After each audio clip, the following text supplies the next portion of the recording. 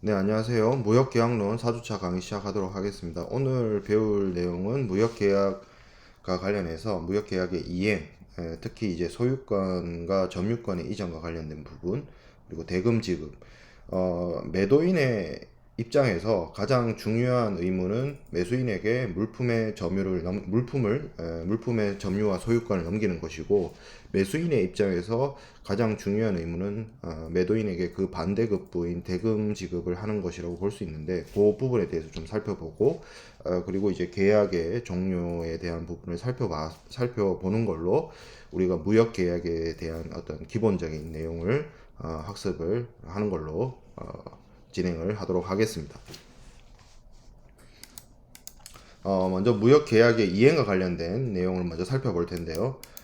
가장 중요한 부분은 이제 물품의 인도입니다.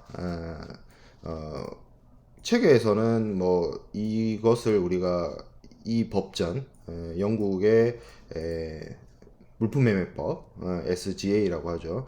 이 SGA를 공부하는 이유에 대해서 좀 책이 규정이 되어 있는데, 간략하게만 말씀을 드리면 아무래도 서구를 중심으로 이 국제무역, 뭐 산업혁명 자체가 이제 서구에서 시작이 됐고, 그 영향으로 대영 제국의 시대, 그리고 지금은 이제 박스 아메리카나의 시대를 살고 있는데, 어, 기본적으로 이 국제 거래, 국제 무역과 관련해서 기본적인 어떤 여러 가지 중거법이나 기준이 되는 여러 가지 국제 관습들이 영미법을 기초로 해서 발전을 해온 것들이 많이 있습니다.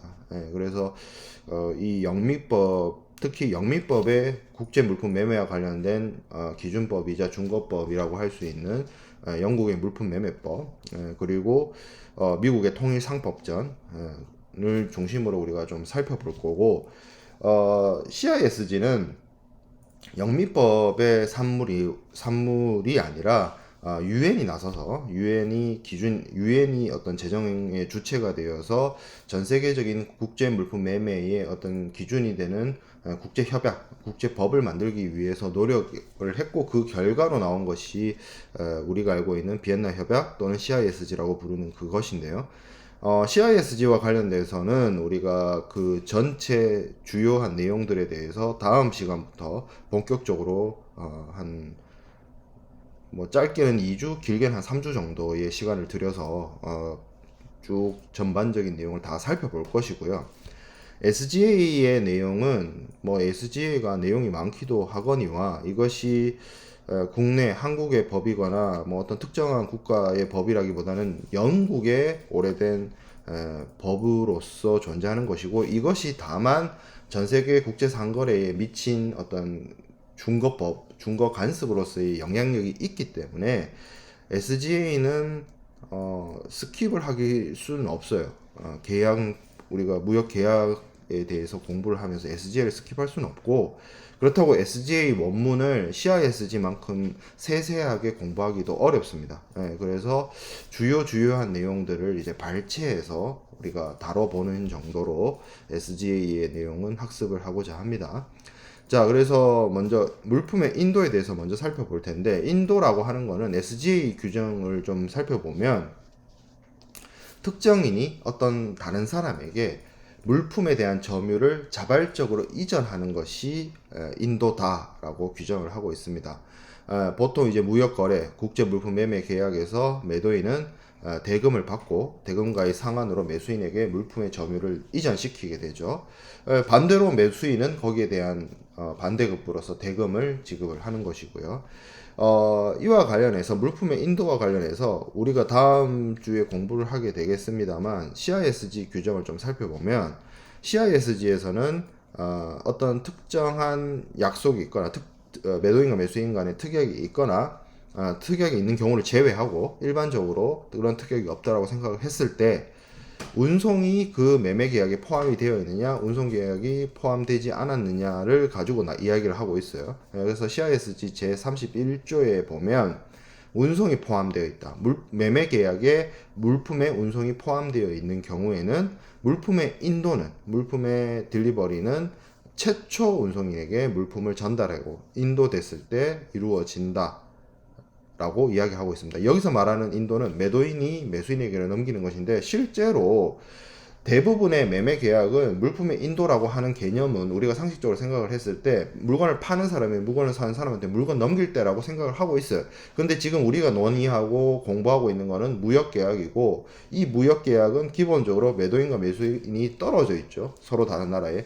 그렇기 때문에 매도인이 매수인에게 직접적으로 물건을 넘길 수가 없습니다. 그렇기 때문에 국제 물품 매매 계약에서의 물품의 인도는 매도인이 매수인에게 직접 주는 것이 아니라 최초의 운송인에게 물품을 인도하는 것으로서 그것이 물품의 인도다. 매도인이 매수인에게 물품을 인도하는 것이다. 매수인한테 직접 못 줘서 최초 운송인한테 준다. 왜? 운송 계약을 하기로 했으니까. 운송을 하기로 했으니까 그 운송인이 있을 것이고, 너무나 당연한 거죠.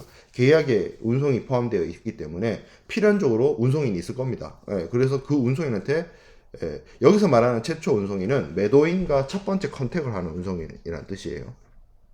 이 최초 운송인 이후에 이 물품을 받아서 연결되어지는 뭐 연쇄적인 운송을 수행하는 후속 운송인이 있을 수도 있겠지만, 어쨌든 매도인은 자기가 직접 컨택하는 첫 번째 운송인에게 물품을 인도하는 것으로서 자신의 의무를 다하게 되는 것이고요.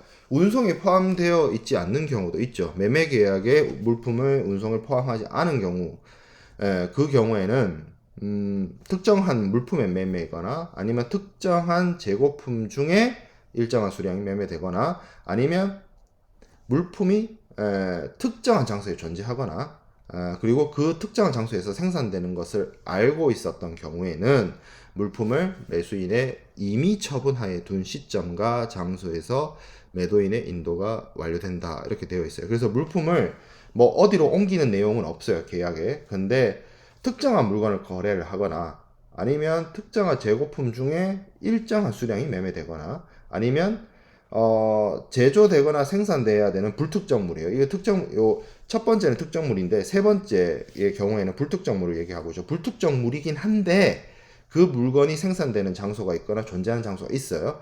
그러면 그 물건이 있는 장소, 혹은 그 재고가 있는 장소, 그 물건이 뭔지는 모르겠지만 일단 생산되는 장소이거나 존재하는 장소, 거기에서 어떻게 한다고? 매수인의 임의 처분하라는 표현이 등장합니다. 매수인의 처분하에 놓일 때 매도인의 인도 의무가 완료된다라고 규정을 하고 있습니다.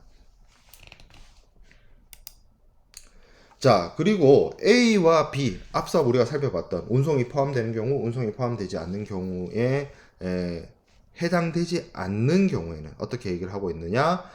매매 계약이 체결되던 당시에 매도인이 영업소, 그러니까 오피스죠, 영업 장소, 플레이스, 비즈니스 플레이스를 두고 있었던 그 장소에서 계약의 목적물, 물건이 되겠죠.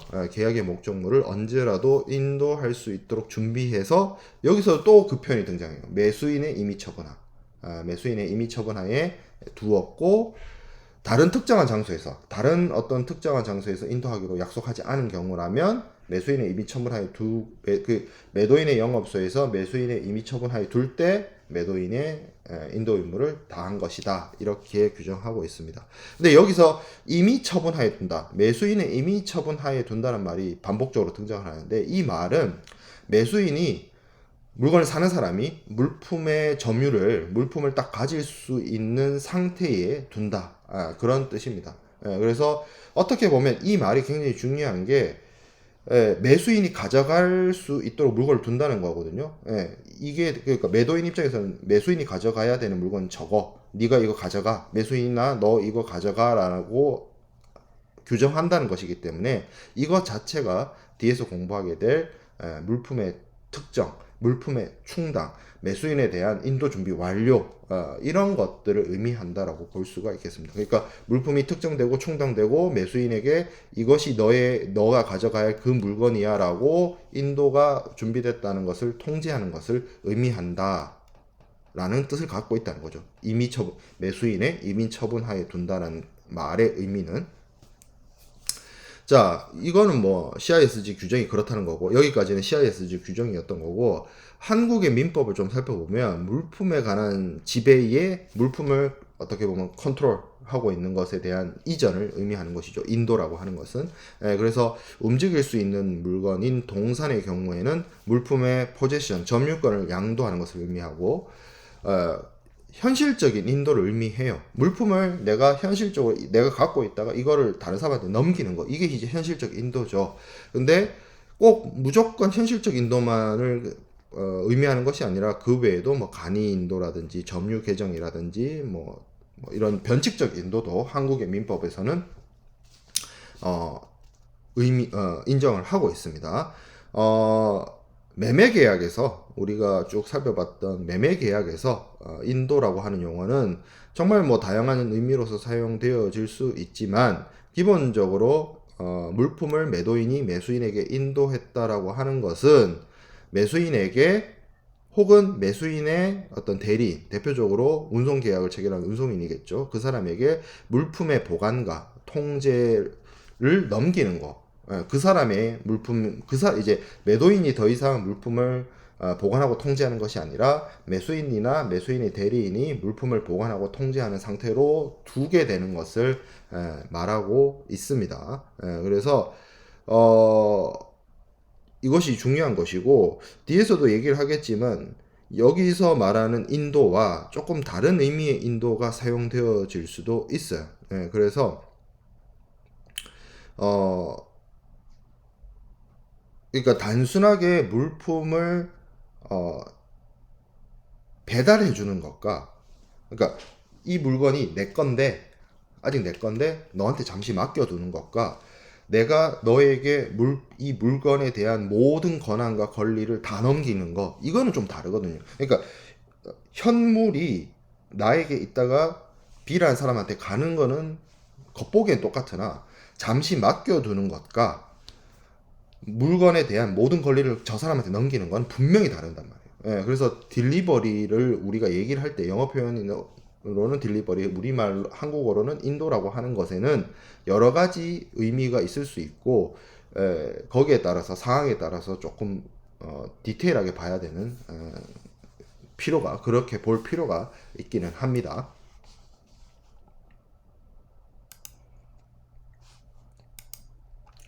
자, 이러한 인도에는 현실적 인도와 추정적 인도로 나눠서 살펴볼 수가 있는데요. 현실적 인도는 매도인으로부터 매수인 또는 그 대리인에게 현실적으로 물품의 점유를 이전시켜서 계약을 이행하는 것을 현실적 인도라고 하고요.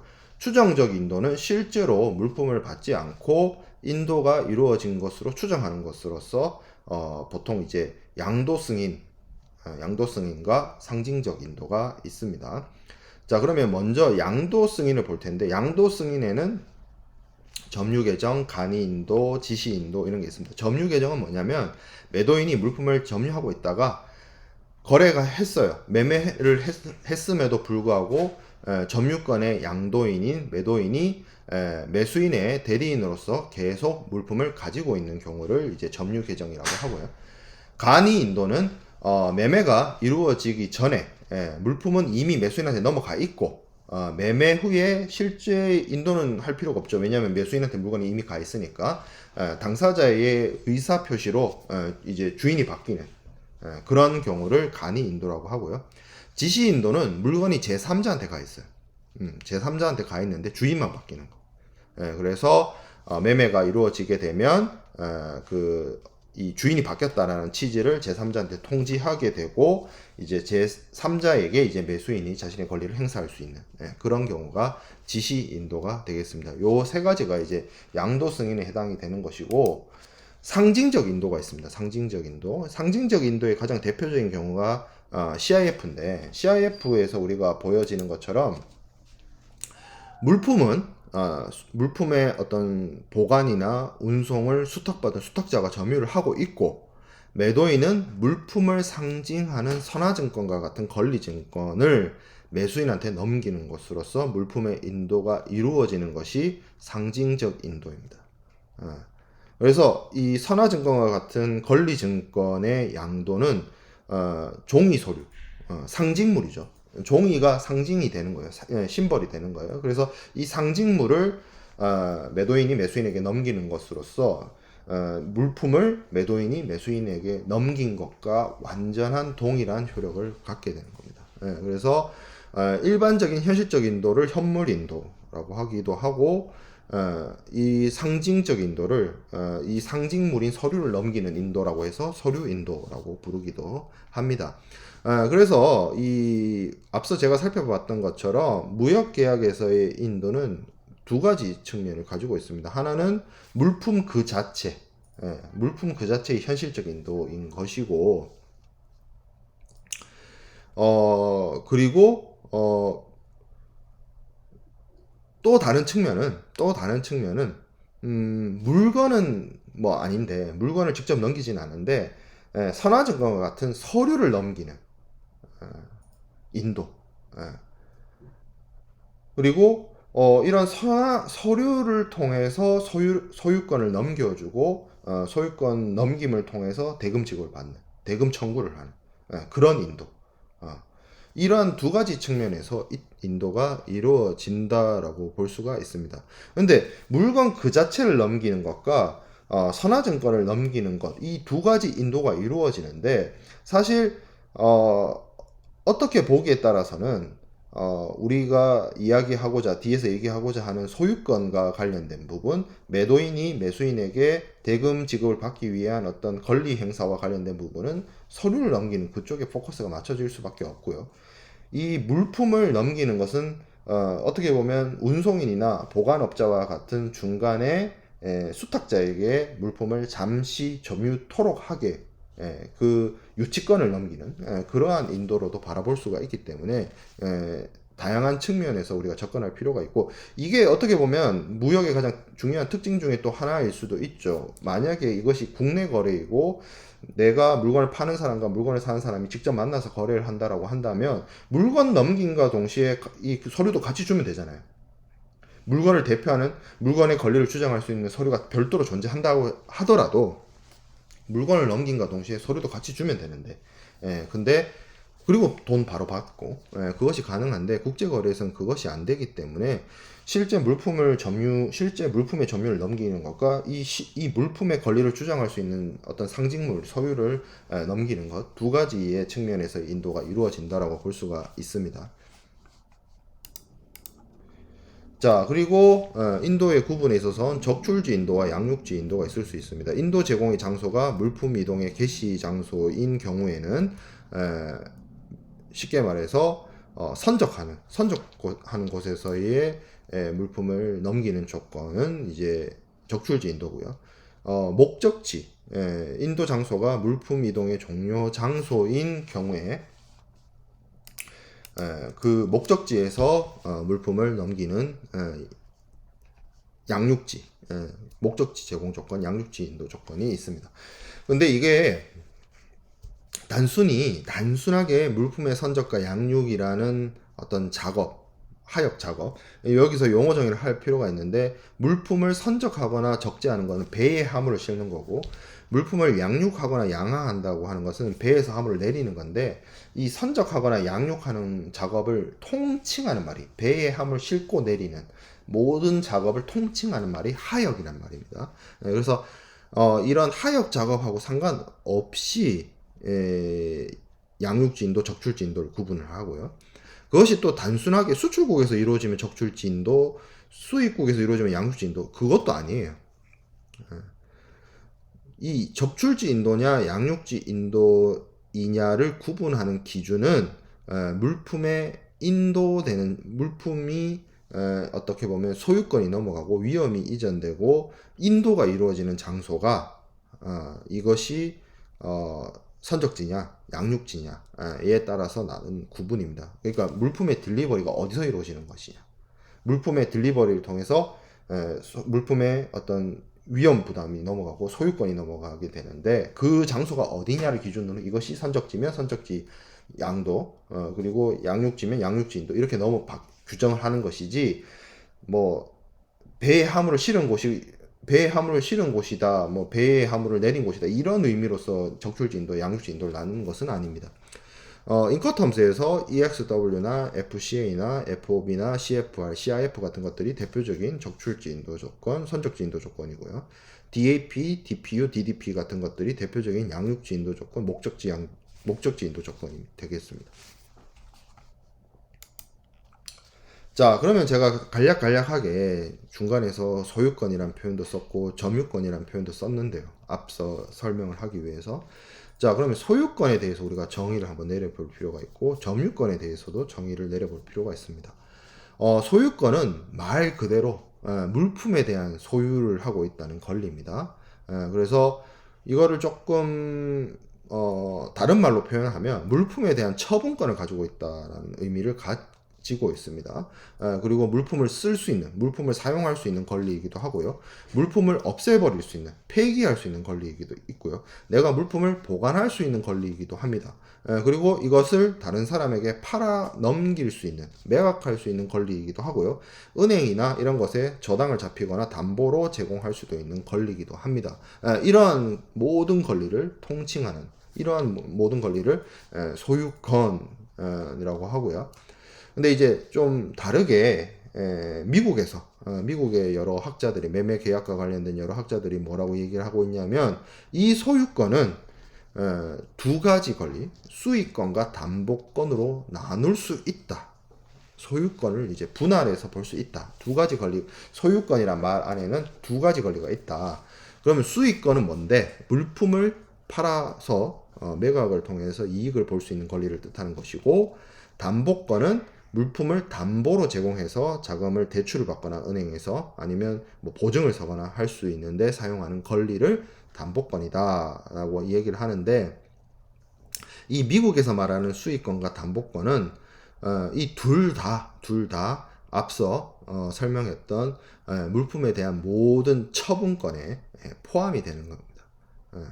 그래서 소유권 안에 수익권과 담보권이 있다 라고 볼 수가 있는 거죠. 자, 그러면 점유권은 뭐냐? 점유권은 물품을 현실적으로 지배하고 있는 권리를 점유권이라고 합니다.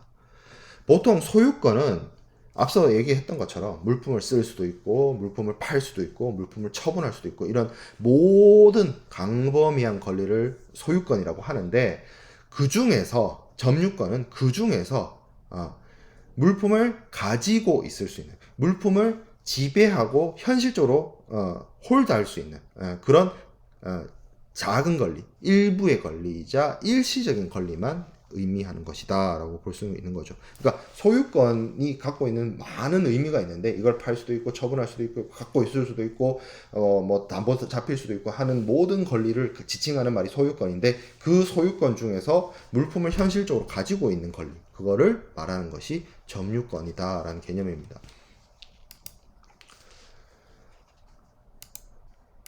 자, 그리고 우리가 또 봐야 될 게, 이제 앞서 얘기했던 것처럼 권리증권, 상징적 인도와 관련해서 얘기했던 것이 권리증권이었죠. 선화증권. 뭐 모든 권리증권이 선화증권입니까? 라고 물으면 아니에요. 그건 아니에요. 뭐 경우에 따라서는, 계약에 따라서, 법률에 따라서 뭐 선화증권이 아닌 권리증권이 나올 수도 있어요. 본 적은 없지만 저도. 근데 선화증권이 권리증권입니까? 라고 물으면, 정상적으로 합법적으로 정상적인 절차에 의해서 제대로 발행된 문제없는 선화증권이라면 모두 다 권리증권입니다. 물론 선화증권 중에서 양 당사자 합의하에 권리증권성을 포기한 선화증권도 있긴 있어요. 근데 그런 예외적인 경우를 제외하면 일반적으로 발행되는 선화증권은 다 권리증권입니다. 자, 그러면 이 권리증권이라는 특성, 권리증권이 가지고 있는 특징을 좀 살펴보면, 여러 가지 법적으로 인정된 것에 의해서 법적인 상징물로서 이것을 인도하는 것이 곧 물품의 인도와 동일한 효과를 갖고 있는 것이에요. 그래서 상징적 인도가 나온 거죠. 그리고 가장 대표적인 권리증권이 선화증권이고, 그러면 선화증권, 비ll 오브 레딩은 도대체 뭐냐라고 했을 때, 물품을 운송을 의뢰하는 하주와 운송을 집행하는 그 선박회사, 선사 간에 해상 화물을 운송하는 계약에 따라서 선박회사가 발행하는 유가증권, 가치가 있는 증권이고, 선박회사가 하주로부터 운송을 위해서 위탁받은 물품의 선적, 또는 선적을 목적으로 수탁한 사실, 그리고 화물을 목적항, 양육항까지 운송해서 이 선화증권을 가지고 있는 자에게 선화증권을 되돌려 받고 다시 물품을 상환하는 것을 조건으로 발행한 그런 권리증권이, 그런 수취증권이 선화증권입니다. 물건을 내가 받았기 때문에 선적했기, 물건을 이제 내가 운송인 입장이라면 하주한테 물건을 받았어요. 그러면 그때 이제 발행을 해주는 거죠. 그래서 그 계약에 따라서 목적지에 도착했을 때 내가 발행해준, 내가 너한테 준 선화증권을 제시하면 내가 운송을 위해서 맡아둔 이 물건을 되돌려 줄게. 이런 내용의 취지가 담겨 있는 게 선화증권이란 얘기예요. 해상 운송을 하게 되면 선박에 실려서 망망대해 큰 바다를 뭐 짧게는 며칠 아니면 길게는 한 달간 운송을 하게 되죠. 그렇기 때문에 배에 물건이 적재되어서 운송 도중인 물건의 경우에는 물품을 매도인이 뭐 매수인에게 물리적으로 인도하거나 하는 것이 불가능합니다. 물건을 직접 줄 수가 없어요. 서로 다른 나라에 떨어져 있기도 하고, 그렇기 때문에 여러 가지 간섭과 간행으로 이 물품을 대표할 수 있고 물품의 권리를 주장할 수 있는 선화증권을 배서나 뭐 여러 가지 형태로 넘기는 것으로서 물품의 인도를 대체할 수 있고요. 그래서 그러한 인도, 이런 선화증권을 배서하는 것으로서 현실 물품을 넘기는 것과 동일한 효력을 가지게 만드는 그러한 인도가 상징적 인도입니다. 어떻게 보면 선화증권이 일종의 물품의 열쇠를 넘겨주는 것과 동일한 거예요. 열쇠는 그 물품이 담겨 있는 보관함을 열 수는 있지만 그 물건 그 자체는 아니잖아요. 그러니까 물건은 그대로 있지만 이 열쇠를 넘겨주는 거, 물건을 넘기는 게 아니잖아요. 열쇠 넘기는 것이. 물건은 저기 있고 열쇠는 여기 있는데 이 열쇠를 A라는 사람이 B한테 넘겨주는 그거 자체가 뭐예요? 이 물건, 다른 곳에 있는 이 물건을 A가 B한테 넘기는 것과 동일한 효과를 발휘하게 되는 거죠. 그러면 이 열쇠가 국제물품 매매 계약에서 하나의 이야기되는 선화증권이라는 것입니다. 자, 그러면 이 선화증권이 가지고 있는 기능, 대표적인 세 가지 기능이 있는데, 첫 번째, 화물의 수취증. 운송인이 하주로부터 물품을 받았다, 물품을 영수했다라는 것을 의미하는 서류입니다. 선화증권에 물품이 내용이 기재됩니다. 운송인이 그러한 물품을 운송 의뢰를 받은 거죠. 그래서 만약에 물품이 이제 문제가 생겼는데 선화증권에서 선적된 화물에 어떤 선화증권이 기재되어 있는 수량이나 중량이나 화물의 상태나 이런 것들의 증거가 되기 때문에 목적지 도착했을 때 그 물건이 적재되어 있지 않고 그 수량대로 물건이 적재되어 있지 않고 그 상태대로 물건이 적재되어 있지 않다라고 한다면 그것에 대한 책임은 운송인이 지게 되어 있어요. A라는 상태가 있는데 A라는 상태의 내용이 선화증권에 기재되어 있으면 A라는 물건을 송화인으로부터 운송인이 받았다는 증거가 되기 때문에 목적지 양육항에서 선화증권이 제시가 이루어졌을 때는 그 A라는 물건을 그대로 줘야 됩니다. 주지 못한다? 그건 운송인의 계약 위반이에요. 그리고 그것에 대한 책임은 운송인이 지게 되어 있어요. 그렇기 때문에 결국 선화증권에 A라는 내용이 적혀 있다라고 한다는 것은 그 A라고 적혀 있는 물건 상태 그대로 운송인이 물품을 수령했다는 의미를 가지게 된다는 거죠.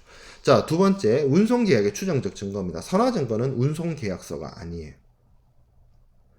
다만 근데 그 적혀있는 기재 내용이나 이런 것들을 통해서 선화증권이 쉽게 말해서 하주와 운송인 사이에서 운송계약이 이루어졌다는 것을 증빙할 수 있는 내용들이 담겨져 있죠. 그래서 운송계약을 직접적으로 증빙하거나 증명하는 것은 아니나 결과론적으로 추정적으로 운송계약의 내용을 증빙하는 내용을 가지게 됩니다. 자, 그리고 첫 번째, 두 번째보다 가장 중요한 건 세 번째인데, 우리가 앞에서 얘기했던 것처럼 선화증권은 화물에 대한 권리 행사를 할 수 있는 권리 증권입니다. 도큐먼트 오브 타이틀인데 이 권리라는 것, 타이틀이라고 하는 이 권리라고 하는 것은 배서를 통해서 그 권리를 제3자에게 양도할 수 있고, 그리고 이 선화증권을 정당하게 가지고 있는 사람은 그 타이틀을 행사할 수 있는 권한을 가진 사람, 권리를 가진 사람이 된다는 것입니다. 자, 그래서 이 선화증권의 이전이라고 하는 것은, 선화증권이 우리가 앞서 계속 권리증권이라고 하는 것은 선화증권을 넘긴다는 것으로서 이 어떤 선화증권에서 담보하고 있는 물건, 운송계약의 대상이 된 물건의 어떤 권리나 의무 이런 것들을 넘길 수 있다, 이전할 수 있다는 것을 의미를 합니다. 그래서 BL을 넘긴다. 이것은 BL 단순한 종이 서류를 넘기는 것이 아니라 소유권을 포함한 재반의 모든 권리와 의무를 넘긴다는 것을 의미하고요.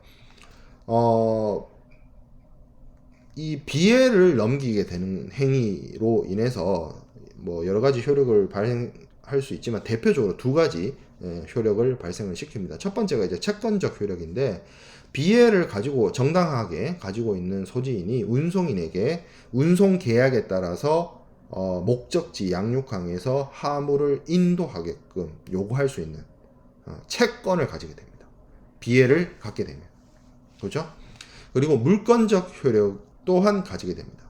BL을 양도하게 되면 하물에 대한 권리, 뭐 그것이 이제 소유권이 될 수도 있고 하물 인도 청구권이 될 수도 있고, 이런 하물에 대한 권리가 넘어가게 된다.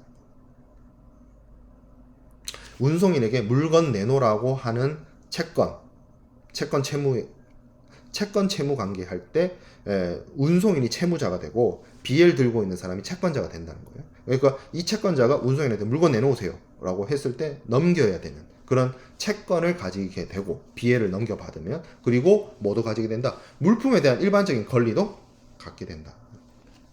그래서 이 물권적 효력, 물건에 대한 권리를 가질 수도 있기 때문에 물건을 직접 넘겨주지는 못하지만 이 BL을 넘겨주는 것이 곧 물건을 넘겨주는 것과 동일한 효력을 가지게 됩니다. 그래서 이 물권적 효력에 따라서 물품을 이 권리를 가지고 있는 사람이 뭐 지시식 선화증권을 사용하든 뭐 무기명식 선화증권을 사용을 해서 매수인에게 물품을 직접 못 주지만 이 종이 서류를 넘겨주는 것으로서 매수인에게 권리 이전을 할 수 있다, 양도를 할 수 있다, 이렇게 보여지는 것이죠. 자, 그래서 그 권리증권인 선화증권이 갖고 있는 이 타이틀, 권리라고 하는 거는, 우리말 한국어로 권리라고 하는 거는 소유권과 수반되는 이 선화증권상의 권리 의무를 같이 넘기는 것이다 라고 볼 수 있는 것이고요. 뭐 소유권은 당연히 넘기는 거고, BL상의 권리 의무는 당연히 운송인에게 물품 내놓으세요 라고 권리를 주장하는 것이고, 이런 권리만 넘어가는 것이 아니라 BL에 따른 의무도 같이 넘어가게 돼요. 뭐 어떤 게 있냐면, 자, 운송 계약 자체가 운임 후불인 경우도 있을 수 있잖아요. 그러면 BL을 가지고 정당하게 가지게 된 사람이 운송인에게 하물 내놓으세요도 얘기할 수 있지만, 운임 후불 상태라고 한다면 내가 물건을 넘겨받기 위해서는 운송인에게 운임을 정당하게 지불해야 되는 그런 의무도 같이 넘어오게 되는 겁니다. 그래서 여기서 BL상의 권리와 의무 이렇게 얘기를 하는데, 의무도 같이 넘어간다. 운임을 지급하지 않은 경우, 운임 후불의 경우 그렇다는 거죠.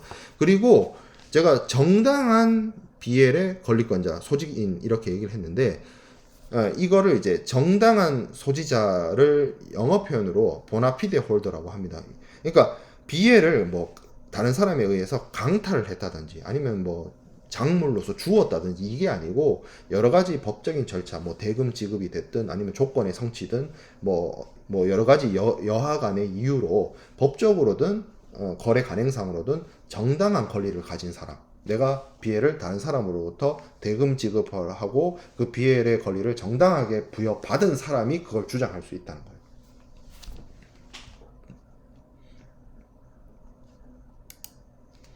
자, 그러면 계속 이제 뭐 소유권에 대한 이야기를 이제 했고, 이 BL을 넘김으로 인해서 뭐 BL과 관련된 물품의 어떤 물권적 효력 이런 것들을 넘긴다 이런 얘기를 했는데, 그러면 좋아요. 물품 매매 계약에서, 국제 물품 매매 계약에서 이 소유권이란 것이 언제 넘어가느냐를 우리가 논의할 수밖에 없습니다.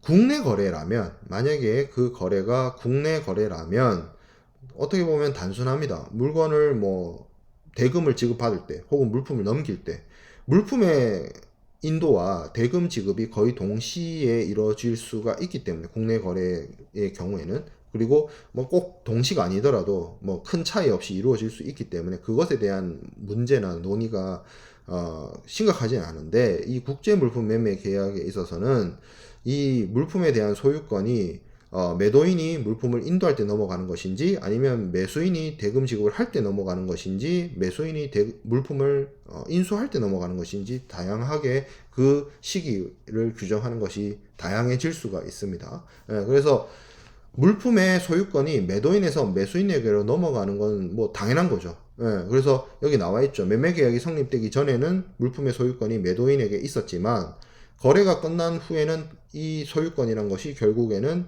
매수인에게로 넘어가야 될 것이고, 이게 언제 넘어가는 거죠? 언제 넘어가느냐? 배에 실을 때 넘어가느냐? 물건을 받을 때 넘어가느냐? 돈 줄 때 넘어가느냐? 뭐 다양한 의견이 있을 텐데, 그거와 관련해서 SGA 규정을 좀 살펴보면 다음과 같습니다. 불특정물의 경우에는 불특정물의 매매 계약의 경우에는 물품이 특정물이 될 때 소유권은 매수인에게로 이전한다 이렇게 되어 있었고요. 특정물의 경우에는 소유권은 당사자가 그 특정물을 이전하기로 했을 때 그러한 의사표시를 했을 때 넘어간다라고 되어 있고요. 인도 가능한 상태에 있는 특정물의 무조건적인 매매 계약의 경우에는 물품의 소유권은 계약 체결 시에 이전한다. 계약 체결할 때 넘어간다는 거죠.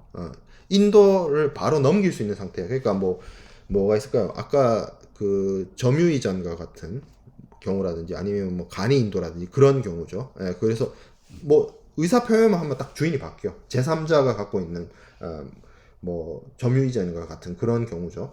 그래서 그 경우에는 뭐 대금 지급이나 이런 거 상관없이 양 당사자가 합의해가지고 딱 넘기기로 했으면 바로 넘어가는 그런 건데, 여기서 표현을 하는 것들 중에 중요한 것이 특정물과 불특정물이 나와요. 그러니까 특정물은 뭐냐면 물품의 대상을 딱 그거라고 할 수 있는 거를 특정물이라고 합니다.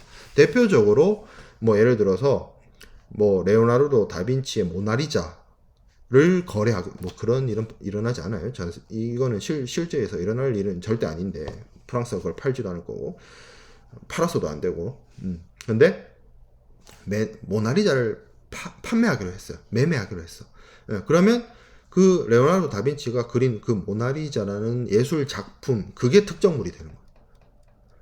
파는 사람도 모나리자가 그건지 알고, 사는 사람도 모나리자가 그건지를 알고, 전 세계 모든 사람이 모나리자가 그건지를 알고, 그 모나리자가 어디 있는지도 알고, 세상에 모나리자는 그거 하나밖에 없어요. 뭐 가짜가 있을 수는 있겠지만 진품은 그거 하나밖에 없잖아요.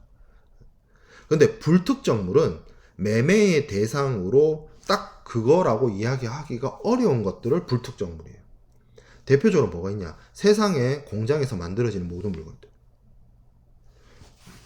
초코파이 공장에서 초코파이를 만들어요. 오늘 만들어진 초코파이와 내일 만들어진 초코파이, 어제 만들어진 초코파이, 3일 뒤에 만들어진 초코파이는 다 똑같습니다. 품질이 똑같아요. 물론 그 물건에 뭐 생산 번호라든지 일렬 번호라든지 그것은 다를 수 있겠죠. 근데 그거 빼고는 다 똑같아요. 포장도 똑같고 크기도 똑같고 맛도 똑같고 만든 사람도 똑같아요. 그러면 초코파이 10상자를 사고 팔기로 했을 때 이 10상자가 오늘 만든 초코파이인지 내일 만든 초코파이인지 뭐 어제 만든 초코파이인지, 아니면 초코파이 공장이 어디 있는지는 정확하게 모르겠어요. 뭐 예를 들어서 수도권에 있는 공장이 있을 수 있고 이쪽 지방에 있는 공장이 있을 수도 있는데, 초코파이 10상자를 사고 팔기로 했을 때 그 초코파이가 서울에 있는 공장에서 만들어진 초코파이인지 지방에 있는 공장에서 만들어진 초코파이인지 알 수가 없잖아. 그러니까 뭐가 필요해요? 우리가 초코파이 열상자를 사고 팔기로 했을 때 그 열상자가 예를 들어서 어느 공장에서 몇 날 며칠 몇 시에 만들어진 그 초코파이다.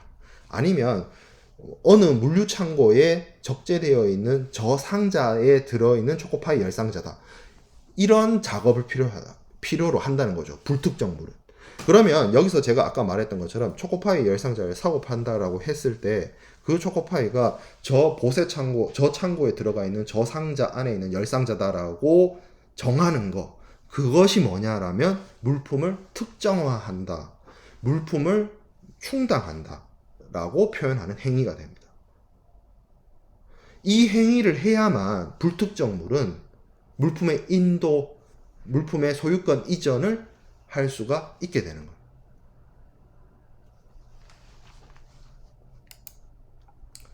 자, 그래서 물품이 특정될 때 특정물은 모나리자 같은 거는 특정할 필요 없어요. 누가 특정하지 않아도 누가 알 수 있는 루브르에 있는 레오나르도 다빈치의 모나리자예요. 그거 말고 공산품처럼 불특정물을 특정화시킬 때는 어떤 행위가 필요하냐. 이거를 다르게 얘기해서 특정물을 계약에 충당시키는 것이냐. 라는 거죠. 어떠한 행위가 물품을 충당시키는 그러한 행위가 되는 것이냐입니다. 그것에 대해서 이야기를 해 볼 텐데,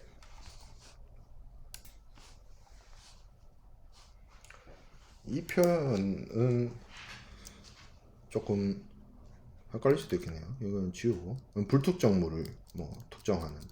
이제 교수님 이 책을 쓰신 교수님 의견은 충당을 통해서 특정물이 되니까 특정물을 충당한다라고 표현을 한 거지만, 그러니까 특정화되지 있지 않는 물건을 특정하는 행위를 설명을 하는 내용이니까 요 내용을 지우도록 하겠습니다.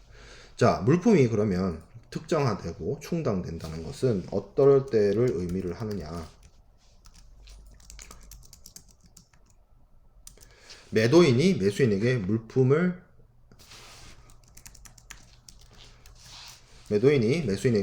직접 인도하도록 요구하고 있는 경우에는 매수인에게 인도할 때. 자, 아까 제가 초코파이를 예를 들었는데 초코파이 열상자를 산다고 했을 때 오늘도 만들어지고 내일도 만들어진 그 초코파이 중에 어느 게 매수인한테 넘기는 건지 모르잖아요. 근데 매도인이 그 열상자를 딱 찍어가지고 매수인한테 갖다 줘요. 그러면 이거겠죠. 이 10개겠죠. 열상자겠죠. 예. 자, 그리고 매수인에게 송부할 목적으로 물품을 선박회사, 운송회사 등의 수탁자에게 인도하도록 요구되어 있는 경우에 그 수탁자한테 넘길 때, 매수인한테 직접 준 건 아닌데 운송인이 있어요. 이 운송인한테 매수인한테 보낼 열상자야 라고 하면서 줄 때, 그러면 이게 충당되는 거겠죠. 특정화되는 거겠죠. 그래서 이런 인도 행위가 충당의 행위로서 해석되어지고, 그리고 일반적으로 불특정 매매, 공산품 같은 불특정 매매를 하는 데 있어서의 소유권 이전은 당연히 이 행위, 물품을 특정화시키는 충당 행위가 이루어져야만 진행이 된다라고 볼 수가 있습니다. 그래서 다시 정리하면 매수인에 대한 인도 혹은 운송인에게 이 물품을 인도하는 것으로서 매도인이 매수인에게 어떤 소유권을 넘긴다 라고 볼 수가 있게 되는 거죠. 자, 그리고 이 소유권 이전과 관련해서 하나 더 이야기해야 되는 것이 위험과 비용을 누가 부담하느냐에 따라서 중대한 영향을 미칠 수 있습니다. 그래서 소유권 이전만 논의하는 것이 아니라 이 물품의 어떤 물품의 이전과 관련해서 누가 그 비용을 부담하고 누가 그 위험을 부담하는지를 논의해야 되는데, 국제 물품 매매 계약에서는 이 소유권을 넘기는 것과 물품의 비용 부담, 위험 부담이 넘어가는 것이 분리되는 경우가 많이 있어요. 대표적으로 CIF 같은 경우. 그런 경우가 있기 때문에 매우 복잡한 상황을 가지고 있습니다.